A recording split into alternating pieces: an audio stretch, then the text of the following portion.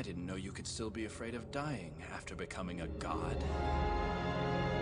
Number 5. Shogo Makishima, Psychopaths. Oh hey look, Unique Nemesaurus actually watches classy shit too, who would have guessed? Makishima's interesting.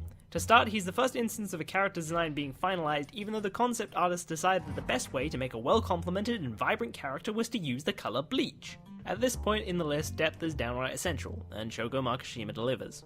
In a city in the future governed by an AI called the Sybil System, citizens are scanned to analyze their mind to determine everything from the job they're best suited to even whether or not they'll become a criminal if they're not locked up. Psychopath's lore is fairly large, so I'ma just summarize it like that and tell you that Shogo Makishima is a man who resents this new society and believes that humans are only humans when they make their own choices, which is something that the Sybil System restricts greatly. Now if that wasn't great depth and understandable motivation already, it gets better.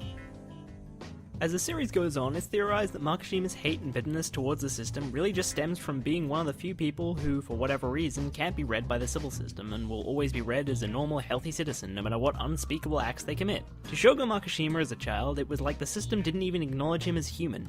It's fucking great, and it justifies why he's such an asshat too. I mean, if most people didn't like the government, they'd probably just protest, with signs. Makishima, on the other hand, slits throats and masterminds massive riots that bring the city to its knees. Close enough, right? Did I mention he's a good dick? You know, the more and more I use that term, the more I realize how stupid it is. Yeah, okay, the moment I'm forced to use the phrase, I like good dicks, we're changing it. Anyway, our whole episode is dedicated to killing one of the main character's friends in a brutal mind game, and it's pretty solid in execution. Would have helped if I gave two shits about the character, rather than all my hate towards Makishima being based wholly on how traumatic of an experience he put Akame through, but whatever. Someone gets a knife waved around their throat and gunshots around them before finally having their neck slit open, and all I have to say is whatever. I should reconsider that job in childcare. But hey, that's not all. Makishima sports some really strong superficial features. He's somewhat of a philosopher, and his knowledge of classic writing and poetry, and his own findings, means he's constantly commenting on the world, himself, and other characters with quotes and philosophical principles. It makes him really distinctive as a character. And everything he says has logic to it too. He's a philosopher, but it's not in the butt plug shaped like your own head kind of way. Apart from the distinctive philosophy side, he's downright intimidating and foreboding too.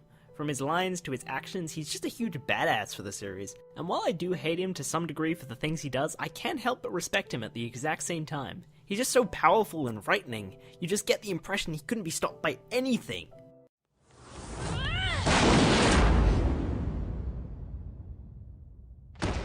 Helmets are against the rules, they don't count. They're too smart. Yeah, so here's something interesting with these characters with strong superficial features. If you go for a character that's designed to be powerful and foreboding, that's great, and it adds worlds to their impression on the audience.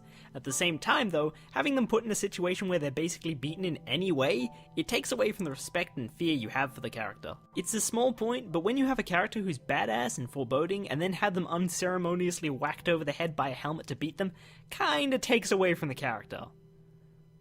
It's small, but as we get closer and closer to number 1, the small points make a big difference. In fact, Makishima and the next two on the list are basically at the exact same levels. You have no idea how hard it was to choose between these guys. You don't know what I've been through. You don't know the things I've done. I've had to think. I've had to think. I'm a survivor of helmets. Okay, I'm done talking about how the great Makishima was beaten by a helmet. I shall refrain from rubbing it in.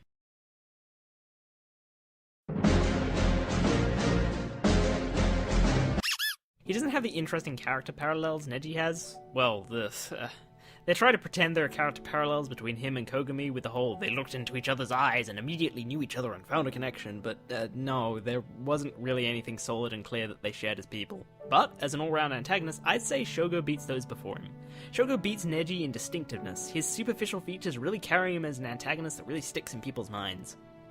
There are also solid reasons to hate him and feel intimidated by him, and he has a lot of great depth that makes his character interesting. Actually, I should probably add that one downside to Neji was that his superficial features might have been a bit below par. He's kind of bland in the way that you only really see one side of him while he's an antagonist. He always has the same bitter, cold personality about him, but with Makishima we get to see him calm, happy, cheerful, serious, melancholy.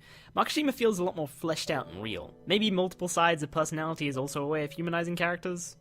Perhaps it's just to a lesser extent anyway. I don't know, I'm still kind of working on that theory. Anyway, to sum up, a much more real-feeling character combined with some really strong superficial features is what puts Makishima above Neji.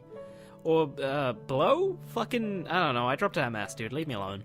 Also, before we end, can we just note that the 5th greatest antagonist of all anime has a mullet?